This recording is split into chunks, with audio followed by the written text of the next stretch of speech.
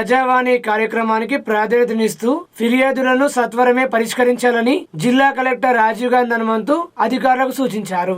సమీకృత జిల్లా కార్యాలయాల సముదాయ సమావేశ మందిరంలో సోమవారం నిర్వహించిన ప్రజావాణి కార్యక్రమానికి 61 ఫిర్యాదులు అందాయి. జిల్లాలోని వివిధ ప్రాంతాల నుండి వచ్చిన ఫిర్యాదుదారులు తమ సమస్యలను కలెక్టర్ తో పాటు అదనపు కలెక్టర్లు చిత్రమిశ్రా, యాదిరెడ్డి, నగరపాలక సంస్థ commissioner Makaran, ZPCEO Govind, DRDO Chander, Nizamabad ACP Kiran Kumar లకు విన్నవిస్తూ అర్జీలు సమర్పించారు. అర్జీలను పెండింగ్ లో పెట్టకుండా ఎప్పటికప్పుడు పరిశీలన జరిపి సమస్యలను పరిష్కరించాలని కలెక్టర్ అధికారులను ఆదేశించారు. ఈ కార్యక్రమంలో వివిధ శాఖల అధికారులు పాల్గొన్నారు.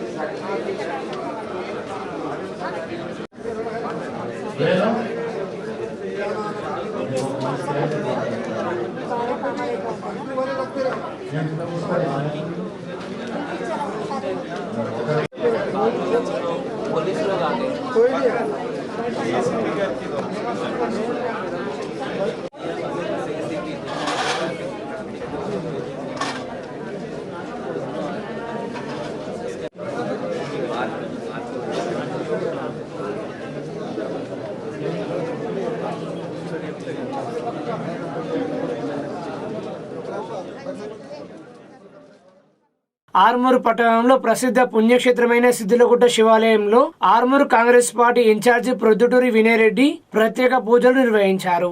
అధిక సంఖ్యలో భక్తులు విచ్చేసి రామాలయం, దత్తాత్రేయ, దుర్గామాత, అయ్యప్ప స్వామి, ఎల్లమ్మ తల్లి, ఏకశిల స్తంభం వద్ద గల హనుమాన్ మందిరాల్లో ప్రత్యేక పూజలు చేశారు. నందీశ్వర మహారాజు ఆధ్వర్యంలో స్వామివారి పల్లకి సేవా కార్యక్రమాన్ని ఘనంగా నిర్వహించారు.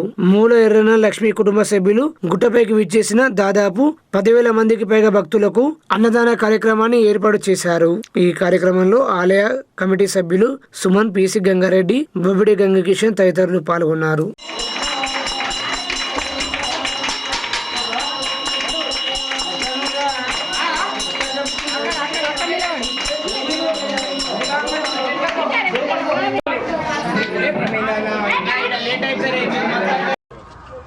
జయ హనుమాన్, జయ హనుమాన్.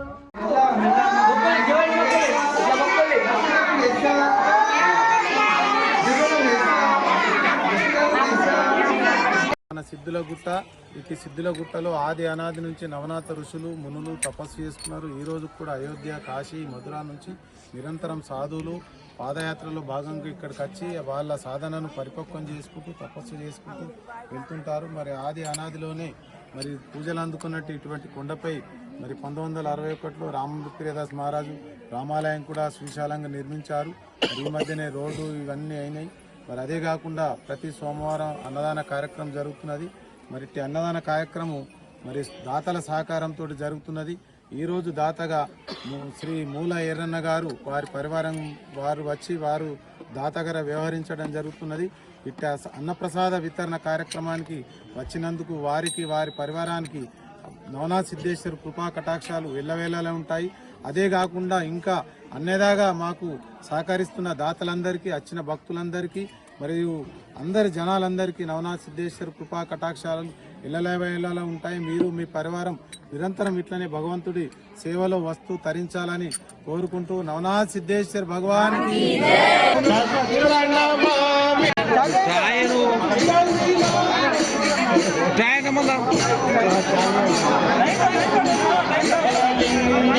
దేవముని ప్రవరాజితలింగం కామ కహున కలింగం ప్రణమామి సదాశివలింగం బ్రహ్మ మురారి పురాజితలింగం నిర్మల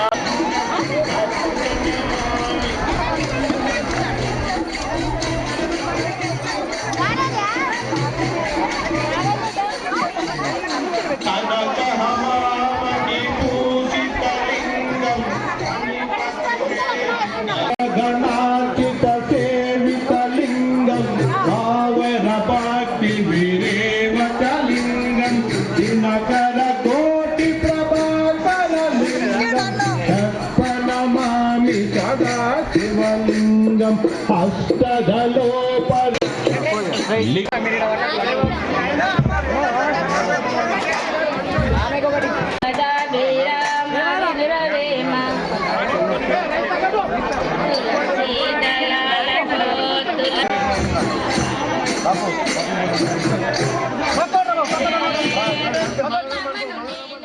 ఆర్మూరు పట్టణంలోని డివిజనల్ స్థాయి పశుసంవర్ధక శిక్షణ మరియు ప్రదర్శన కేంద్రంలో వైద్యుల సిబ్బంది అందుబాటులో ఉండడం లేదని రైతులు ఆందోళనకు దిగారు. పశు వైద్య ఆసుపత్రిలో వైద్య సిబ్బంది అందుబాటులో లేకపోవడంతో పశువులు మరణిస్తున్నాయని, కనీసం మందులు సైతం అందుబాటులో లేకపోవడంపై వెటర్నరీ ఏడీ జియోజిన్పై ఆగ్రహం వ్యక్తం చేశారు. రైతులకు సిపిఐఎంఎల్ ప్రజాపంత నాయకులు సంఘీభావం తెలిపారు. అనంతరం రైతులు ప్రజాపంత నాయకులు మాట్లాడుతూ పశు వైద్య ఆసుపత్రిలో సరైన సౌకర్యాలు లేక రైతులు ఇబ్బందులు పడుతున్నారని, సిబ్బంది సైతం సమయపాలన పాటించకపోవడంపై ఆగ్రహం వ్యక్తం చేశారు. ఇప్పటికైనా అధికారులు స్పందించి ఆసుపత్రిలో అన్ని సౌకర్యాలు కల్పించాలని డిమాండ్ చేశారు. వెటర్నరీ ఏడీ జియోద్దీన్ మాట్లాడుతూ రైతులకు అసౌకర్యం కలగకుండా చర్యలు తీసుకుంటామని, సిబ్బంది సమయపాలన పాటించినట్లయితే పై అధికారులకు నివేదిక అందజేస్తామని తెలిపారు. ఈ విషయంలో ఆర్మూర్ ఎమ్మెల్యే గారితో కూడా మేము మాట్లాడతాం. ఖచ్చితంగా కలెక్టర్ గారికి చెప్తాం, జేడీ గారికి చెప్తాం. ఒకవేళ మీరు ఈ విధంగా మేము చెప్పిన విధంగా చర్యలు తీసుకోకపోతే రైతులతో ఆందోళన కూడా చేస్తామని హెచ్చరిస్తున్నాం. केस था उसके लिए मैं हमारे कंप्यूटर और अटेंडर दोनों को जाओ बोल के बोला, वो लोग नहीं पहुंच सके। दूसरी बात मेडिसिन के बारे में कोई शिकायत है, बोलने के बाद भी वो लोग नहीं गए। कल मैं खुद बोला, जेडी साहब भी बोले कि वो लोग गए नहीं, और बाद में फिर दूसरे प्राइवेट डॉक्टर से ट्रीटमेंट कराना पड़ा। दूसरी बात मेडिसिन के बारे में शिकायत है कि ये लोगों की कि तुम मेडिसिन लिख के देते, 99% 80% जितने मेडिसिन हम लोग आते वही यूज़ करते पहले। रिजल्ट नहीं आने पे 2 दिन देने के बाद रिजल्ट नहीं आ रहा तो बाहर का लिख के देना पड़ता, क्योंकि पेशेंट को क्यूर करने का रहता है, इसलिए बाहर का लिखना। जो मेडिसिन अपने पास नहीं है वही मेडिसिन लिखते हैं, ना कोई ऐसा मेडिसिन यहाँ रहते हुए दूसरे मेडिसिन हम नहीं लिखते हैं। ये दो बातें मेडिसिन के बारे में किसी से कोई पर्टिकुलर ये नहीं है। ट्रीटमेंट के लिए जानवर सेव करने के लिए जो नहीं है अपने पास मेडिसिन वो बाहर से लिख के देते हैं ताकि पेशेंट सेव हो सके। और तीसरा क्या, टाइम पे लोगों को कुछ बोलिए, आप बोलिए। मैडम को ट्रीटमेंट करने नहीं आता ऐसा और एक जब VA को कंपाउंडर को, तो एक्चुअली शी इज़ हियर। वो 4 साल से ड्यूटी कर रही है, 5 साल से यहाँ पर। वो वेटनरी पॉलिटेक्निक डिग्री कंप्लीट करे हुई है, डिप्लोमा कंप्लीट करे हुई है, और 5 साल से सर्विस कर रही है। ट्रीटमेंट के लिए वो लोग जाते हैं, करती हैं, पर बहुत ज़्यादा परफेक्शन लेवल पे कभी अगर कोई सीरियस केस है तो 1-2 फार्मर्स को ऐसा तकलीफ हुआ होगा कि वो टाइम पे IV वेन नहीं मिली होंगी, तो उस पर से उनका वर्जन है कि वो लोग ट्रीटमेंट नहीं करते, पर ट्रीटमेंट वो ऑलरेडी गवर्नमेंट प्रोवाइडेड से करती है। बिल्कुल हमारे तरफ से 1 रुपया भी ना यहाँ पर ना घर पे जाके लेना है।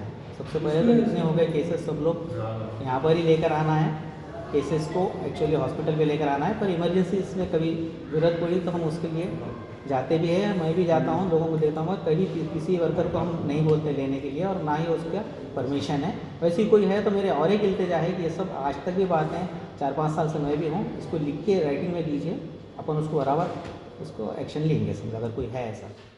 ఆర్మూరు పట్టణంలోని పీవీఆర్ భవన్ లో సత్యన్యూస్ క్యాలెండర్ ను ఆర్మూరు కాంగ్రెస్ పార్టీ ఇన్ఛార్జు ప్రొద్దుటూరి వినిరెడ్డి ఆవిష్కరించారు. అలాగే ప్రజా శంకర్రావం తెలుగు దినపత్రిక క్యాలెండర్ ను ఆయన ఆవిష్కరించారు. ఈ కార్యక్రమంలో ప్రజా శంకర్రావం తెలుగు దినపత్రిక editor, managing director Putti Murali, Satya News staff reporter Chetan, TUWJAJU జిల్లా ఉపాధ్యక్షులు పార్థివ్ సంజీవ్, ఆర్మూరు ప్రెస్ క్లబ్ అధ్యక్షులు నెమ్లి ప్రశాంత్, సీనియర్ జర్నలిస్టులు పురుషోత్తం రాజేష్, వినోద్, చట్ట సుదర్శన్, నరేష్, కలిగొడ సుదర్శన్ తదితరులు పాల్గొన్నారు.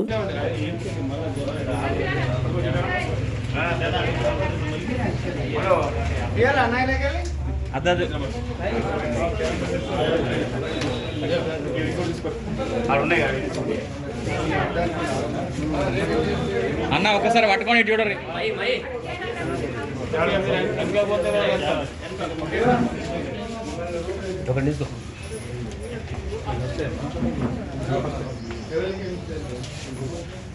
ఒక్కసారి చూడండి అన్న, ఒక్కసారి చూడండి.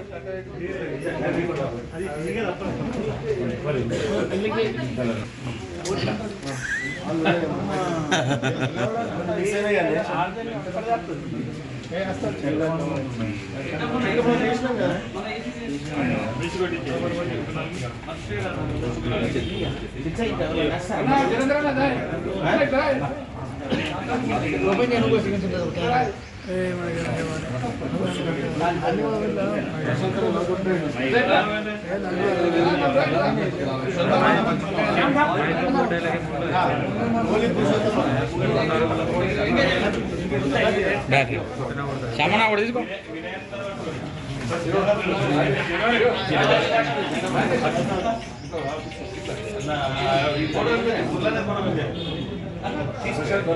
అన్న ఒకసారి ఇటు చూడండి అన్న, బ్యాక్ రండి.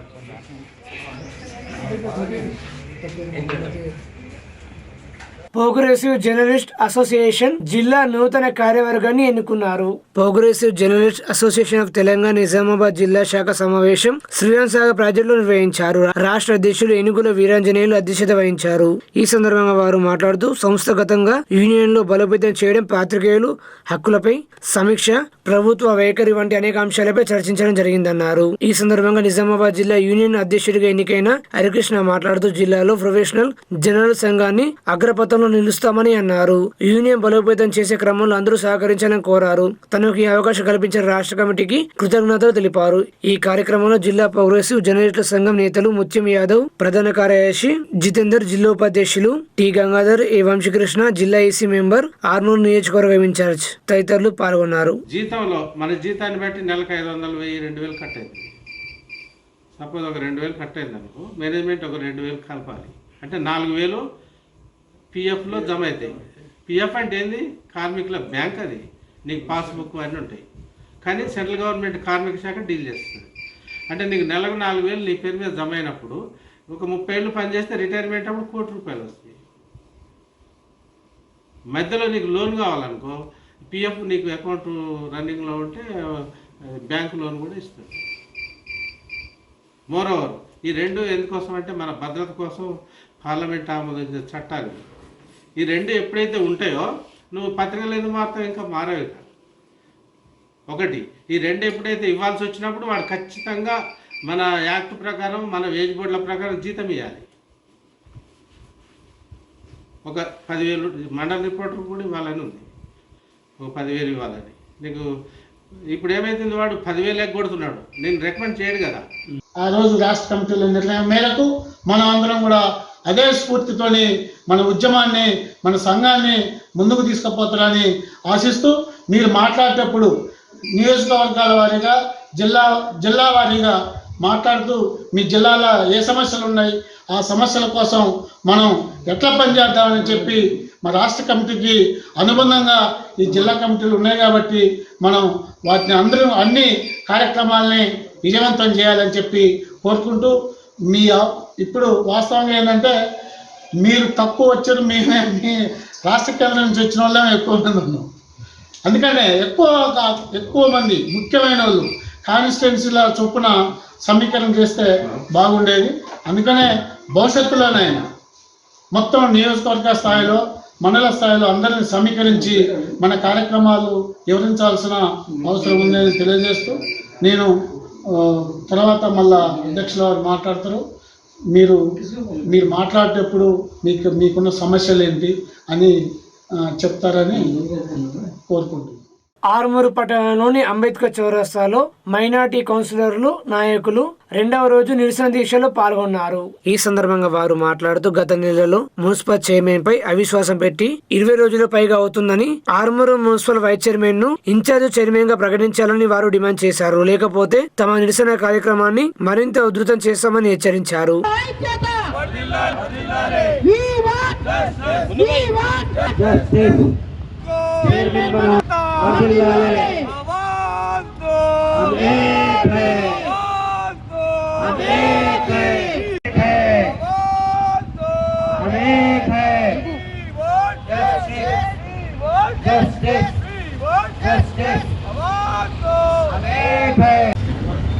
ఈరోజు అంబేద్కర్ చౌరస్తా వద్ద రిలే నిరాహారదీక్షను ఏర్పాటు చేసుకున్నాం. 2వ రోజు ఏర్పాటు చేసుకున్నాం. ముస్లిం మైనార్టీ కౌన్సిలర్ మరియు ఆర్మూర్ మైనార్టీ సోదరమణులు ఎందుకనగా అంటే మా గత 20 రోజుల క్రితం 4వ తారీఖు నాడు అవిశ్వాస తీర్మానం నెగ్గడం జరిగింది. కాబట్టి చైర్మన్ దిగిన తర్వాత వైస్ చైర్మన్ ఇన్ఛార్జ్ చైర్మన్గా నియమించాలని మేము ప్రభుత్వాన్ని కోరుతున్నాము. ఇది 20 రోజుల నుంచి జాప్యం జరుగుతుంది. నిమ్మకు నీరెత్తినట్లు అధికారులు వ్యవహరిస్తున్నారు. కాబట్టి ఆర్మూర్ మున్సిపాలిటీలో అభివృద్ధి అనేది కుంటిపడిపోయింది. ప్రతి వార్డులో అభివృద్ధి జరుగుతలేదు. కాబట్టి మాకు వైస్ చైర్మన్ ఉన్నాడు, అతనికి ఇన్ఛార్జ్ చైర్మన్ ఇవ్వాలని మేము సవినయంగా కోరుతున్నాము. రానున్న రోజుల్లో ఈ ఇన్ఛార్జ్ చైర్మన్ని నియమించకపోతే కలెక్టర్ దగ్గర కూడా ఆ జిల్లా మొత్తంలో ధర్నా చేస్తామని హెచ్చరిస్తున్నాము. ఇది 2వ ఆర్మూర్లోని చౌరస్తా అంబేద్కర్ చౌరస్తా దగ్గర మీరు చూస్తున్నారు. మన మహిళా మణులు కూడా వచ్చారు. మైనారిటీ చాలామంది ఇంకా వస్తూ ఉంటున్నారు. ఎందుకంటే 4వ తారీఖున ఈ నెల 4వ తారీఖున విగిపోయిన నెగ్గినం చైర్మన్ గారు దిగిపోయారు. అయితే అప్పటి నుంచి ఈ రోజు వరకు ఆర్మూర్లో చైర్మన్ సీటు ఖాళీ ఉంది. ఆ దురదృష్టకరం ఏమిటంటే ఆ చైర్మన్ తర్వాత వైస్ చైర్మన్ ముస్లిం అని ఈ అధికారులు తప్పుడు లెక్కలు సృష్టిస్తూ తప్పుడు పేపర్లు పైకి పంపించి ఆ ముస్లిం మనిషిని చైర్మన్ కావద్దని ఈ జాప్యం చేశారు. కాబట్టి మేము ప్రభుత్వాన్ని కోరుతున్నాము. ఈరోజు 2వ రోజు ఇలాగే మీరు చూస్తున్నారు.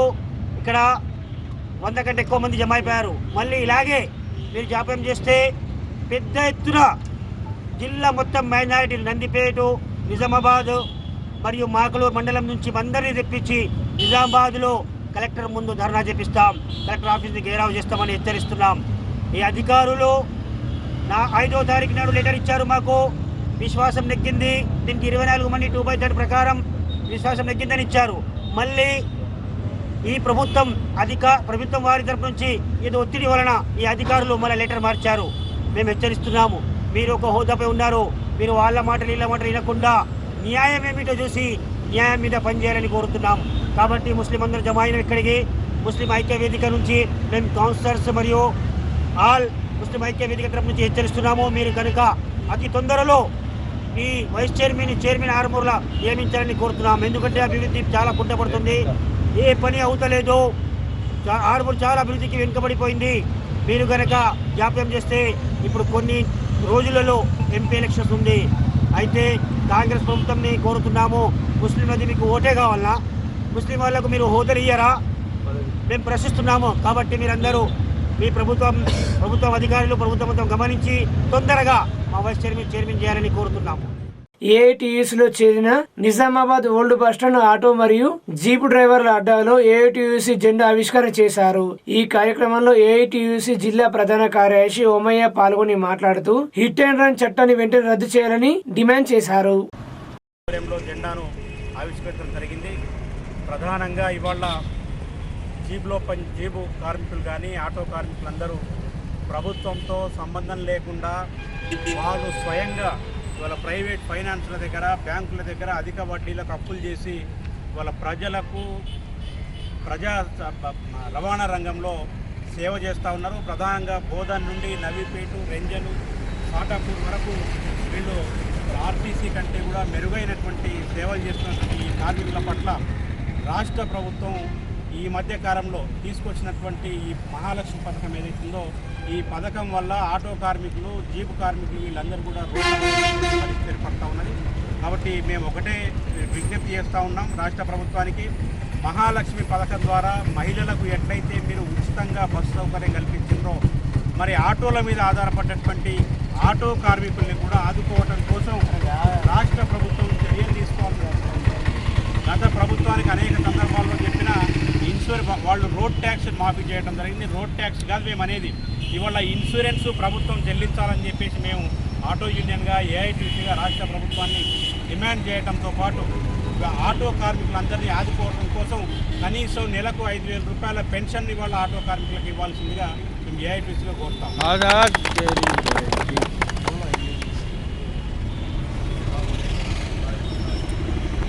बोलो मास्टर।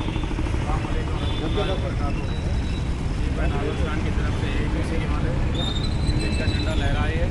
आज जो महिलाओं को जो फ्री बस दिया है उसके नुकसान पे तमाम लोगों के चिंतन फरमा रहे हैं।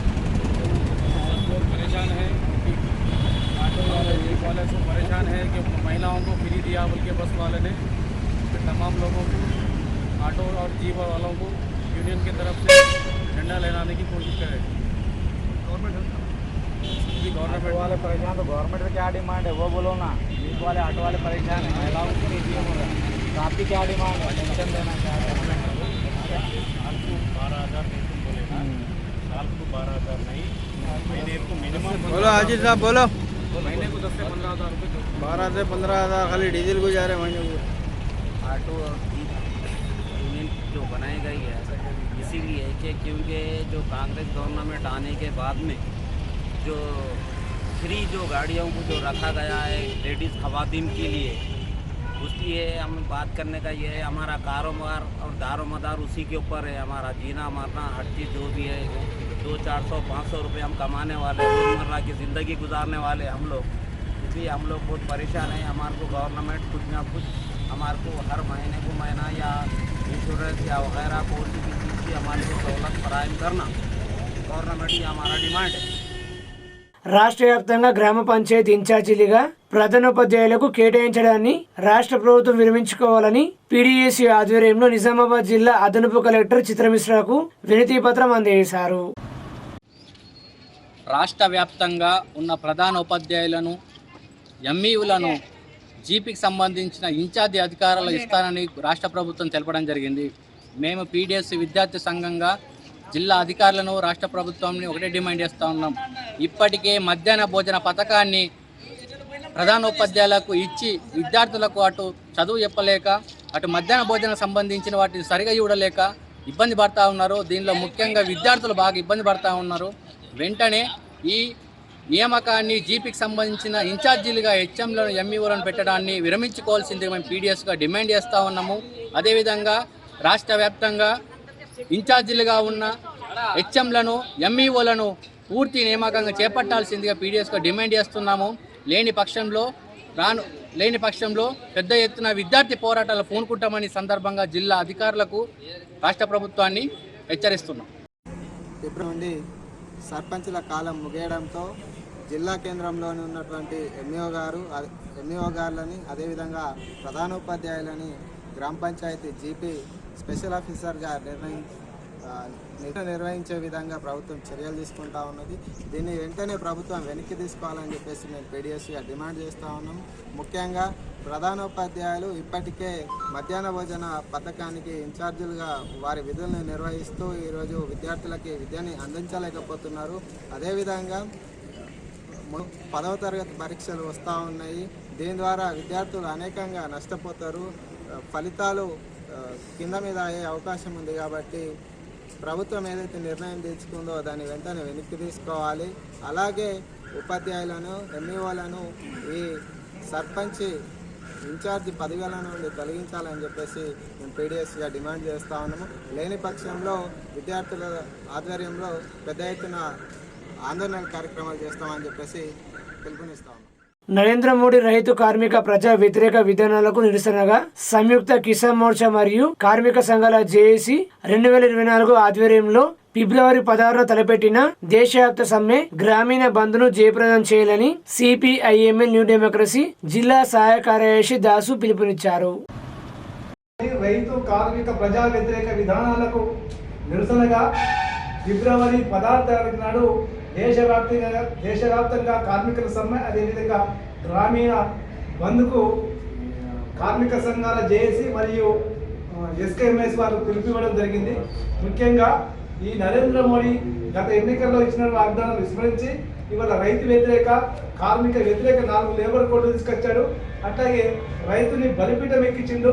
భారత వ్యవసాయ రంగాన్ని మొత్తం ఆదాని అమ్మాయిలకు అప్పచెప్పే కుట్ర చేస్తూ ఉండు.